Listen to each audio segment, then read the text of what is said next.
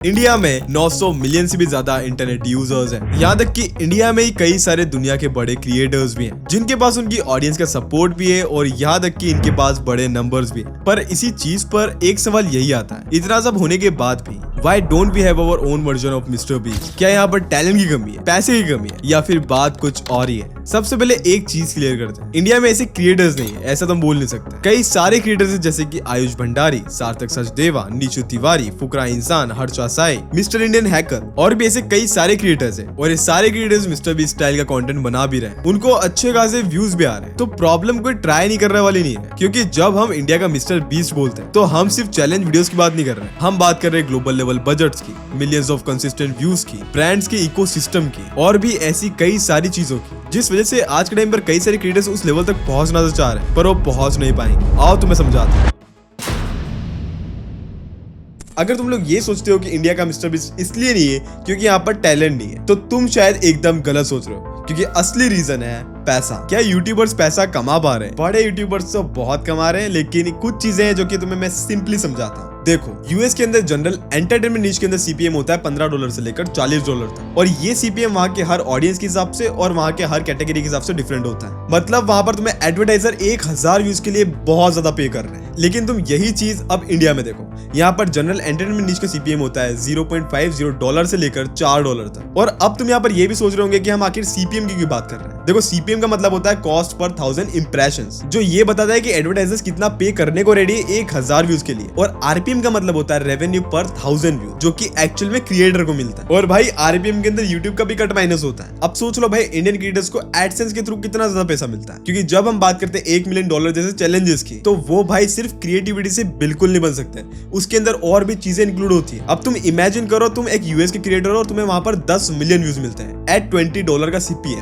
तो तुम वहां पर रफली $2 लाख बना दोगे, वो भी सिर्फ एड्स से। अब तुम ये सोचो कि तुम्हारे पास इंडिया में 10 मिलियन व्यूज आते हैं एट $2 का सीपीएम, तो वो अराउंड $20,000 होता है। ये नंबर भी इतना ज्यादा बुरा नहीं है, पर तुम्हें यहाँ पर सेम व्यूज के ऊपर 10 गुना का डिफरेंस दिख रहा है, और ये बात तो सिर्फ ब्रांड डील्स के बिना है। वीडियोस के अंदर हम देखते हैं कि कौन सी वीडियो वर्क करेगी, उसी पे पैसा लगाते हैं, क्योंकि इंडिया में जैसे मैंने एड रेट स्टार्ट में ही बता दिया, एक वीडियो जिसके ऊपर आप 1 लाख रुपए लगा रहे हो, आप 2 मिलियन व्यूज़ भी लोगे तो भी आप सिर्फ 40,000 रुपये कमा पाओगे, unless and until you have a brand deal on it. तो प्रॉफिट नहीं है तो लॉस हो रहा है। यहाँ तक कि यूएस में तो भाई ब्रांड्स के पास भी बहुत ज्यादा मैसिव बजट्स होते हैं, और यहाँ तक कि वहाँ पर लॉन्ग टर्म स्पॉन्सरशिप होती है, जो कि बहुत ज्यादा कॉमन है। इंडिया में भी ये चीजें बहुत तेजी से ग्रो कर रही है, पर स्टिल अभी भी बजट बहुत ज्यादा टाइटर है, क्योंकि यहाँ पर अगर तुम कंपैरिजन में देखो तो यहाँ पर ब्रांड्स के पास बजट थोड़ा सा कम होता है, और यहाँ तक कि यहाँ पर कैंपेन वाली डील्स बहुत ज्यादा चलती है। इसका रिजल्ट ये होता है कि इंडिया में क्रिएटर्स के पास वापस से री इन्वेस्ट करने के लिए इतना बड़ा प्रेडिक्टेबल अमाउंट बिल्कुल नहीं होता है। और भाई बड़े बड़े चैलेंज वीडियोस एक वायरल वीडियो से तो भाई बिल्कुल नहीं बनने वाले। तुम्हें उसके लिए एक बड़ा कैश फ्लो चाहिए होता है, जो कि तुम्हारे पास बार बार आए। इसका मतलब ये नहीं है कि भाई इंडिया में क्रिएटर्स वीक है, इसका मतलब ये है कि यहाँ पर रेवेन्यू में एक बहुत बड़ा डिफरेंस है। पैसों की छत कम होती है तो भाई यहाँ पर क्रिएटर्स ऑटोमेटिकली डरेंगे भाई रिस्क लेने से। सो यहाँ पर प्रॉब्लम टैलेंट की बिल्कुल भी नहीं है। अब अगर हम यहाँ पर बात कर रहे हैं रिस्क की, देन इंडियन क्रिएटर्स इतना ज्यादा रिस्क लेने से डरते क्यों है? जिसका एक सिंपल सा रीजन है कि इंडिया में अगर कोई क्रिएटर एक्सपेरिमेंट करता है और अगर वो एक्सपेरिमेंट फेल हो जाता है, देन भाई उसका सिर्फ लॉस ही होने वाला है। एंड अगर तुम एक यूएस में कंटेंट क्रिएटर हो और वहां पर तुम रिस्क लेते हो,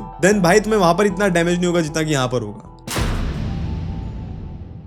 मिस्टर बीस्ट का एक सिंपल सा माइंडसेट है कि वो जितना पैसा कमाता है वो उतना ही अगली वीडियो के अंदर 80 से 90% वापस डाल देता है। वो यूट्यूब को कभी एज अ हॉबी ट्रीट करता ही नहीं, वो अपने प्रोडक्शन को बिजनेस की तरह ट्रीट करता है। I was offered $5 grand for a video, but this was when I was like 19, and this is so much money. It's like, Mom, look, and I was like, double it, and I'll walk outside and I'll give it to a homeless person, and they're like, no, you won't. And that's like, double it, and I like pacing around my neighborhood for 3 hours convincing this guy like on the phone, just double the money. I promise the video will go viral and I'll give it to homeless person. I was like, $10,000 just looks better in a title. It'll get more views. I promise your app will do better. यहाँ तक कि उनकी team बहुत ज्यादा बड़ी है, उनके पास full time writers हैं, उनके पास खुद के एनालिसिस है जो कि चेक करते हैं कि उनकी वीडियो चलेगी या फिर नहीं, थंबनेल कैसा होना चाहिए, टाइटल कैसा होना चाहिए। यहाँ तक कि उनके पास जो भी वहाँ पर स्टाफ है वो फुल टाइम काम कर रहा है, वो अपनी हर एक वीडियो को एक स्टार्टअप प्रोजेक्ट की तरह एग्जीक्यूट करते हैं। अब यहाँ पर ये जानते हैं कि इंडिया में क्या डिफरेंस है। यहाँ पर सारे क्रिएटर्स का ऑलमोस्ट सेम ही माइंडसेट है कि स्टेबल इनकम चाहिए, और ये भाई बिल्कुल भी गलत नहीं है, क्योंकि इंडिया में क्रिएटर्स के ऊपर एक फैमिली का प्रेशर भी होता है। पहले से तो भाई यहाँ पर फाइनेंशियल सेफ्टी इतनी ज्यादा कम है,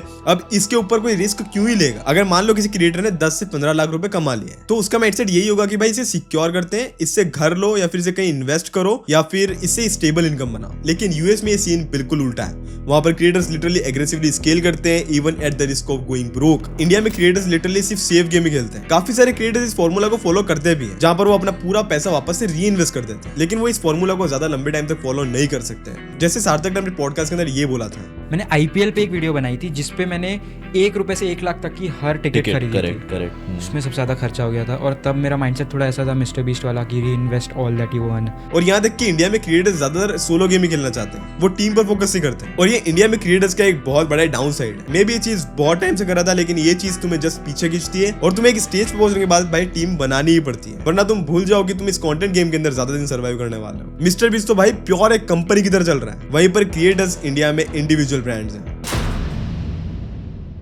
पर यहीं पर मैं तुम्हें एक अनकंफर्टेबल सा क्वेश्चन पूछता हूँ, क्या इंडिया में ऑडियंस कंसिस्टेंटली $1 मिलियन जैसे चैलेंज को या फिर बोल सकते हो चैलेंज वीडियोस को कंटिन्यूअसली ऐसी सपोर्ट करेगी, या सिर्फ वो तुम्हारी एक शॉर्ट टर्म एक्साइटमेंट के लिए था? देखो, हर कंट्री का ऑडियंस का बिहेवियर बहुत डिफरेंट होता है। यूएस में ऑडियंस की स्पेंडिंग पावर बहुत ज्यादा है, यहाँ तक कि वहाँ की ऑडियंस एंटरटेनमेंट को ऐसे टाइम पास से समझती है, वो उनकी लाइफ में एक डेली पार्ट है, जैसे कि मर्च बाय करना, सब्सक्रिप्शन लेना, प्रीमियम एक्सपीरियंसेस के लिए पे करना और यहाँ तक कि बड़े बजट्स वाली वीडियोस को देखना पसंद करना। इंडिया में भी लोग ऐसी वीडियोस को पसंद करते हैं, पर यहाँ पर कुछ टीयर्स में ऑडियंस डिवाइडेड है। यहाँ पर नो डाउट ऑडियंस बहुत ज्यादा इमेसिव है, यहाँ तक कि तुम्हें नंबर्स भी बहुत ज्यादा देखने को मिलने वाले हैं, पर यहाँ पर ऑडियंस के स्पेंडिंग पावर बहुत ज्यादा कम है। यहाँ पर इंडिया में मास ऑडियंस रिलेटिबिलिटी ज्यादा प्रीफर करती है और यहाँ तक कि इंडिया में शॉर्ट फॉर्म कंटेंट का कंजप्शन बहुत ज्यादा है। सबको यहाँ पर बस क्विक एंटरटेनमेंट चाहिए। और बात रही यहाँ पर बड़े बड़े चैलेंज वीडियोस की, देन भाई उसे बार बार चलाते रहने के लिए एक ऑडियंस लॉयल्टी बहुत ज्यादा इंपॉर्टेंट है। इसका मतलब ये नहीं कि भाई इंडिया की ऑडियंस क्वालिटी नहीं चाहती, हमको भी क्वालिटी चाहिए भाई, हम भी इंसान ही है, लेकिन यहाँ पर थोड़ा सा प्रेफरेंस डिफरेंट है। इसलिए तुमने देखा होगा कि इंडिया में इस टाइप के कंटेंट का स्टाइल भी थोड़ा सा डिफरेंट है, जैसे ₹1 versus ₹1 lakh IPL tickets, asking YouTubers for their house tours, India's most controversial food stalls, I explored abandoned locations from my childhood। और ये टॉपिक्स भी काफी ज्यादा यूनिक है और यहाँ की ऑडियंस के हिसाब से डिजाइंड है, पर लोग अक्सर यहाँ पर सिर्फ प्राइस अमाउंट को देखते हैं, जैसे कि 100 people who survives in this circle win this X amount, private island survivor who wins gets this X amount। पर यहाँ पर असली गेम प्राइस मनी का नहीं होता, असली गेम होता है इंफ्रास्ट्रक्चर का। मिस्टर बीस्ट टाइप का कंटेंट तुम सिर्फ एक कैमरा से या फिर तुम एक वेयर हाउस से नहीं बना सकते, उसके लिए तुम्हारे पास होना चाहिए एक इंफ्रास्ट्रक्चर। यहाँ तक कि तुम्हें एक ऐसे सिस्टम की जरूरत पड़ेगी जो तुम्हें बार बार कंसिस्टेंटली वही चीज करने पर मजबूर करे।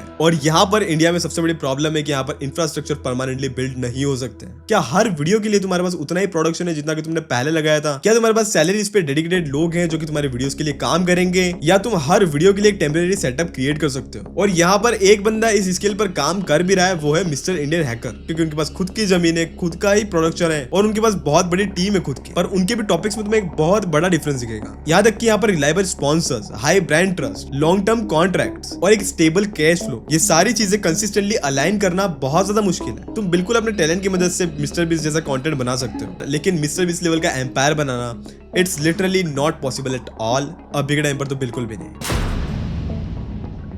अगर तुम मिस्टर बीस्ट को सिर्फ एक यूट्यूबर समझते हो, देन भाई तुम एक सिक्के का एक ही पहलू देख रहे हो, क्योंकि मिस्टर बीस्ट एड रेवेन्यू के ऊपर डिपेंडेंट बिल्कुल भी है ही नहीं। उस बंदे के पास लिटरली अपने खुद के प्रोडक्ट्स हैं। उस लेवल पर जाने के बाद उस बंदे ने लिटरली अपनी कंपनीज बना रखी हैं, जैसे कि फिस्टेबल्स, मिस्टर बीस्ट बर्गर, और यहाँ तक कि मैसिव ब्रांड इंटीग्रेशन, और ऊपर से इसी वजह से ग्लोबल डिस्ट्रीब्यूशन होता है। वो यूट्यूब को just as a tool use करते हैं, उनका मेन चीज है बिजनेस। और इसलिए तुम्हें अगर पैशन को बिजनेस बनाना है, ये तुम मिस्टर बीस्ट से सीखो। और इसलिए जब क्रिएटर के पास खुद का बिजनेस होता है तो वो सिर्फ व्यूज के ऊपर डिपेंड नहीं रहता है, वो अपनी वीडियोस भी बनाता है और साथ में अपने ही प्रोडक्ट को उस वीडियोस के अंदर पुश करता है ताकि उसका रेवेन्यू डबल हो सके। फिर जब इतना ज्यादा रेवेन्यू बनता है तो उसको वो आराम से अपनी नेक्स्ट वीडियोस के अंदर डाल सकते हैं। अब यहाँ पर तुम नॉर्मली इंडियन क्रिएटर्स की सिचुएशन को देखो, यहाँ पर ब्रांड डील्स हो रहे हैं, स्पॉन्सरशिप्स आते हैं और उससे क्रिएटर्स अर्न करते हैं, और यहाँ पर मेजोरिटी रेवेन्यू का सोर्स ऐसे ही दिखाई देता है। यहाँ तक कि यहाँ पर भी कई सारे यूट्यूबर्स क्रिएटर बिजनेस स्टार्ट कर रहे हैं, पर उन्हें यहाँ पर ऐसा सपोर्ट नहीं मिलता जैसा कि वहां पर मिलता है। और अगर तुम्हें अपने यहाँ पर प्रोडक्ट्स को सेल करवाना है तो उसके लिए तुम्हें एक अलग टियर की ऑडियंस को टारगेट करना ही होगा, और तब जाकर तुम्हें एक बंच ऑफ ऑडियंस मिलेगी जो कि उसे खरीदेगी।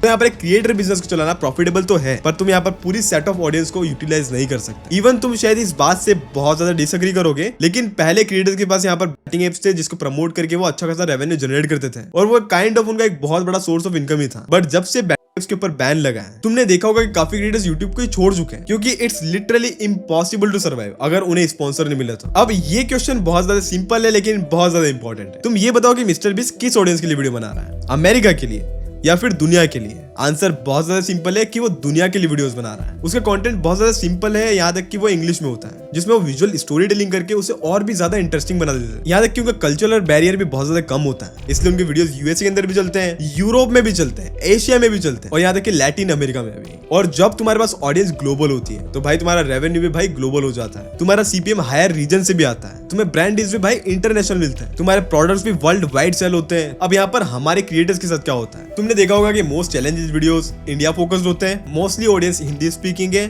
और यहाँ तक कि पूरे वीडियो का कॉन्टेक्स्ट भी इंडिया के लिए बनाया गया होता है और जिस वजह से ब्रांड्स भी भाई तुम्हें इंडिया के ही मिलेंगे। और अगेन मैं ये चीज गलत नहीं बोल रहा हूँ, लेकिन इसे स्केल करना नेचुरली बहुत ज्यादा लिमिटेड हो जाता है क्योंकि यहाँ पर हम लोग टारगेट कर रहे हैं 1.4 बिलियन पॉपुलेशन को, लेकिन मिस्टर बीस्ट टारगेट कर रहा है 8 बिलियन पॉपुलेशन को। अब पूरी 8 बिलियन पॉपुलेशन तो इंटरनेट चलाती नहीं है, लेकिन उसका आधा भी मान लो तो भी भाई बहुत बड़ा स्केल हो गया है तो। और यही तो डिफरेंस भाई बहुत बड़ा है। और यहाँ तक कि तुमने देखा होगा कि मिस्टर बीस्ट अपने कंटेंट को डब भी करवाना स्टार्ट कर दिया, जिस वजह से अभी के टाइम पर लैंग्वेज बैरियर तो भाई बिल्कुल खत्म हो चुका है। अब तुम लोग ये बताओ कि इंडिया में ऐसे कितने क्रिएटर्स जो कि एग्रेसिवली डबिंग को पुश कर रहे हैं, कितने सारे क्रिएटर्स जो कि ग्लोबली खेलना चाह रहे हैं, कितने सारे ऐसे क्रिएटर्स जो कि अपने थंबनेल्स को ऐसे डिजाइन करते हैं ताकि वो ग्लोबली चले। शायद तुम्हें इसका आंसर ऑलमोस्ट ना के बराबर ही मिले। कुछ नाम है लेकिन वो सिर्फ कुछ ही है और यही तो पोजीशनिंग डिफरेंस है। इंडिया में ग्रोथ तो हो रही है लेकिन सिर्फ रीजनल डोमिनेंस ही हो रहा है और मिस्टर बीस्ट रीजनल नहीं बल्कि ग्लोबल डोमिनेंस टारगेट कर रहा है। और तुम्हें पता है कि मार्केट जब बड़ा होता है तो रिस्क लेने का फैक्टर भी ऑलमोस्ट बढ़ ही जाता है, इसलिए तुम अपने वीडियोस के अंदर री इन्वेस्ट भी ज्यादा कर पाते हो। अभी ये आईआरएल कंटेंट बूमिंग स्टेज पर है, बस उस लेवल पर चीजों को ले जाने के लिए कुछ चीजों को बदलना पड़ेगा। तो मेरे ख्याल से इसका कंक्लूजन हुआ कि इंडिया पीछे है।